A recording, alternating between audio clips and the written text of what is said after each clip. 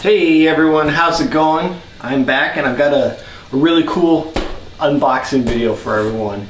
I didn't expect this to come quite as quickly as it did. I had ordered it back in like, I want to say like January or February or something like that. It was a long time ago.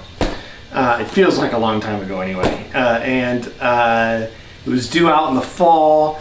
I kind of expected with COVID and everything happening that this wasn't probably going to come until, you know, Christmas time or possibly even later. But just looking through my phone yesterday, I saw, hey, I've got a package arriving tomorrow, and I was really kind of shocked and excited about it. So if you've already seen the title, you know what this is, but let's go ahead and get into unboxing and take a look at my first real look at it.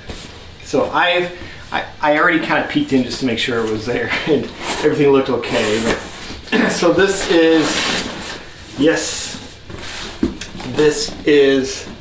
Athearn Genesis SD70MAC Burlington Northern's what they're calling the executive/war bonnet scheme, but for the rest of us it would be affectionately known as the vomit bonnet.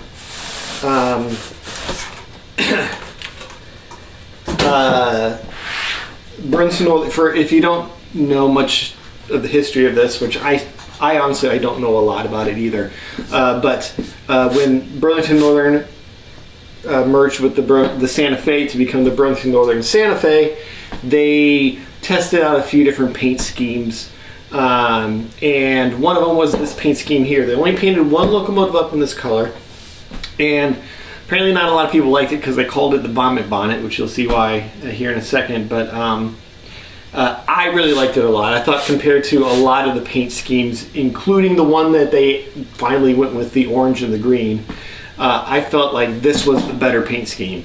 And I love the paint scheme, and I told myself that I wasn't going to get back into Athearn locomotives. I was going to stay with scale trains.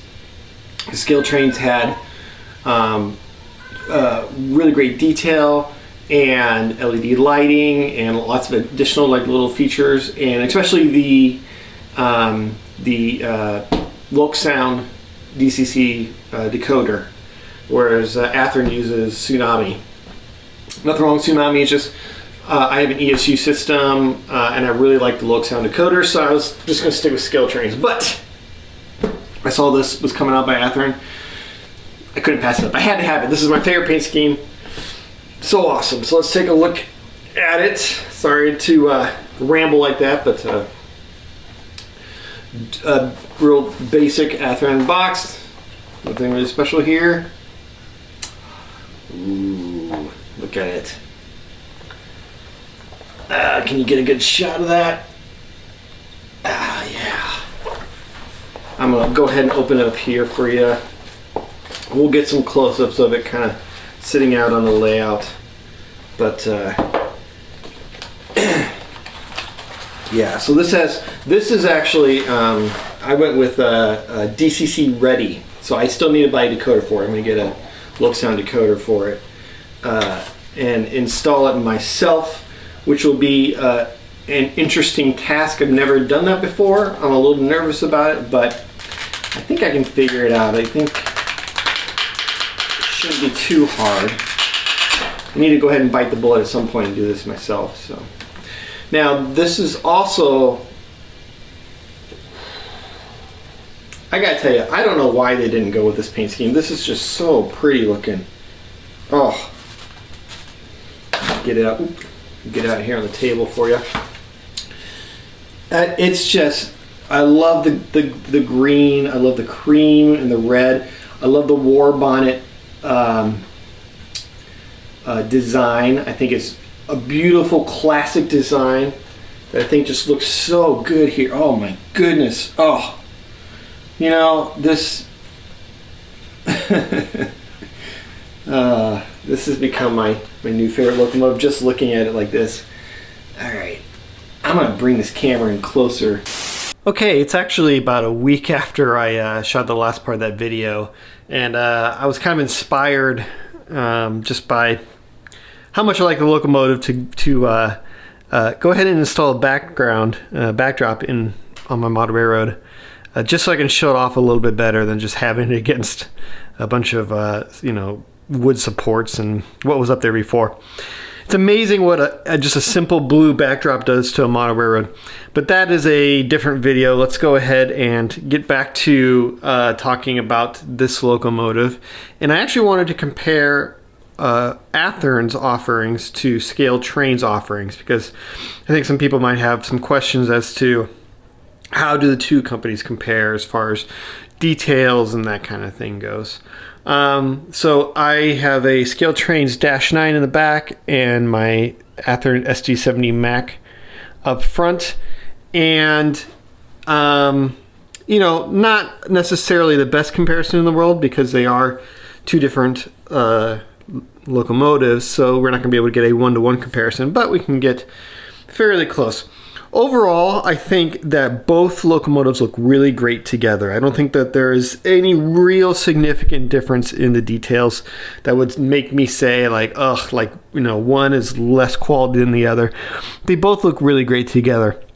Things like the grab irons are all very much in scale with each other. The railings that run along the edge of the locomotive, very much in scale with each other. They both look very good.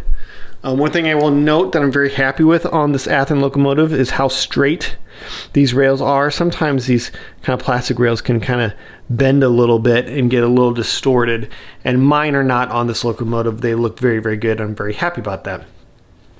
The most glaring omission that I see from the Athearn locomotive is kind of an interesting one. There's no MU cable, I think is what it's called. I don't think it's a hose. I think these are hoses. But the MU cable that you can see, this yellow one up front on the Scale Trains one, that is missing here, which I find to be pretty interesting because my other Athearn offerings that I have that are a little bit older than this one do have them on there. They're putting them on all their modern locomotives. So to see it missing from here, I find that interesting. I don't know why it's missing. Every photograph I've seen of this particular locomotive has a yellow or a red MU cable there, but this one does not. If I look, I see that the cable ports, I guess you would call them, they are painted red, so they have added that detail there for you, but the actual MU cable is missing, which I find a little strange. Okay, repositioning the camera a little bit so you can get a little bit of a view of the trucks. Both, again, these are different style trucks from each other. Both are very nicely detailed. Athearn has a very nicely detailed truck as well. You can see, I believe these are brake hoses here. That little detail is there.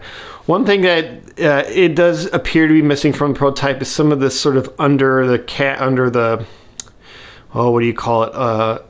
Undercarriage detail does appear to be missing on the Athearn locomotive. It's not a detail that I particularly care about.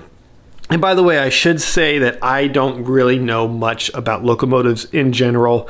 I couldn't tell you the difference between, you know, necessarily like if all the hatches are in the correct position. Sometimes certain locomotives came with extra hatches, or, you know, particular details that are removed or missing. I don't know that much about locomotives. For me, the overall effect is what I'm looking for. So if I'm getting something wrong here, I do apologize. Leave a note in the comment section if you see, like, you know, the antenna being in the wrong place or something like that. If that's important to you, great. It's not really important to me.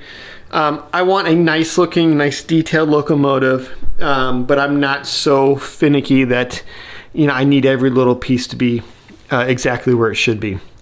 One thing to point out with this Athearn locomotive here is the sand line. So you can see on the Scale Trains here, it kind of curves from the background to the front, and those are the sand lines for this -9. The sand lines on this guy here are very hard to see. I don't know if they'll even show up on camera. They are the thinnest, tiniest little things I have ever seen in my life. They are so small, and they kind of come out and then go in. I don't know if that, I mean, I'm assuming that's prototypical, but they are, I mean, they look underscaled, being so thin and so small. Like, and being, you know, dark green on dark green, they're essentially invisible. I don't expect those to be on the locomotive for long. I expect them to be knocked off by the first little piece of scenery that brushes up against it. They are just so tiny. I prefer the look of these guys right here. I mean, I expect that these guys will also get knocked off at some point, but like this, I don't even know if this is showing up on camera. It's so tiny. Another thing to note would be grills. So on the scale trains, grills are generally see-through. So these guys are see-through here. These guys, I believe, are molded in, but the grills towards the back are see-through as well. On Athearn's offerings, this grill here is see-through, but all these right in here, these are all molded in. Not a big deal for me because you weather them up, they look really great anyway. I'm not sure how you would do these sort of vertical slat grills without in a sort of a, you know, what do you call it, like a photo etched metal separately applied detail. I don't know how you do that and have any sort of strength to them. I'd imagine they like want to break and bend real easily that way. That's not a big deal to me at all. Like I said, weather it up, it looks really great.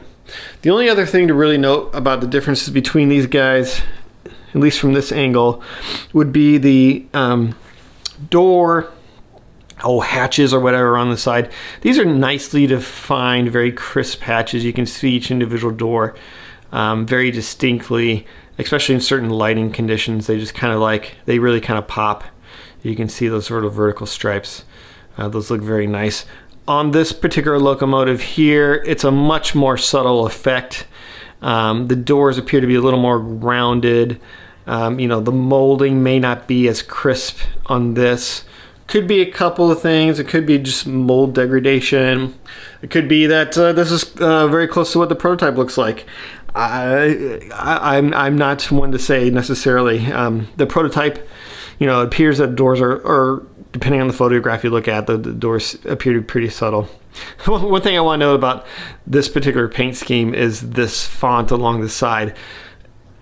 Ugliest font layout in the world. My gosh, like one of the things I love about this locomotive is just how it's so beautiful and it's so ugly at the same time. I love the paint scheme. The paint scheme is beautiful, but my gosh, that font being sort of just left justified like that. That serif font, just how bubbly, it's just terrible. It's like they didn't know what to do, so they just put their name on there, like, we'll figure it out later. It's pretty hilarious. Let's see, the top of the locomotive, very similar between the two. This has lift rings on it. Lift rings appear to be about the same scale as, well, I don't see any lift rings on the Dash 9. Maybe the Dash 9 doesn't come with lift rings. I don't know. That's kind of interesting. Anyways, this does have lift rings on it. You can see, maybe you can't, but there's one right there. There's a couple on the back there. Those look very nice. These fans on the top are separately applied details, so you can see through them and see the fan detail on the interior. The exhaust port up here is see-through as well. So overall, just a very beautiful locomotive. I am very happy to have it as part of my collection. It looks great. It will hopefully sound and run great too once I get speakers and a DCC decoder in here. Yeah, that is the Athearn SD70MAC in Burlington Northern 9647 color scheme, the one and only Vomit Bonnet. Thanks for checking out this video, everyone, and I will see you all in another one.